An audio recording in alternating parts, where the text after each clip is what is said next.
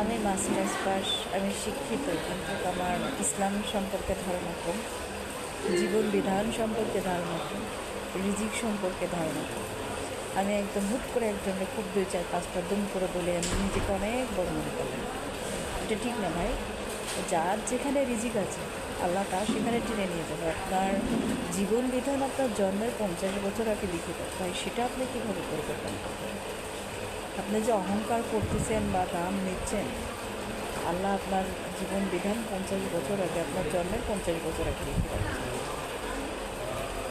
আপনি অন্যের সম্পর্কে যে সাজেশন দিচ্ছেন, এটা হলে এমন হতো, ওটা হলে তেমন হতো, ভাই সেখানে তো তার রিজিক নেই, তাই না? আপনি যতটুকু বোঝেন আর একজনও ওই অতটুকুই বোঝেন, বা তার চেয়ে বেশি বুঝতে পারে বা তার চেয়ে কমও বুঝতে পারে। এভাবে মানুষকে হুটহাট করে ফোন করে জ্ঞান দেওয়ার কোনো দরকার নেই। কারণ জ্ঞান আপনার যতটুকু আছে তার চেয়ে আলহামদুলিল্লাহ একটু বেশিই আছে আর কি। তো আমার জীবন বিধান যেখানে, আমার রিজিক যেখানে, আমাকে সেখানে যেতে আমি বাধ্য নই, সেখানে আমাকে যেতে হবে।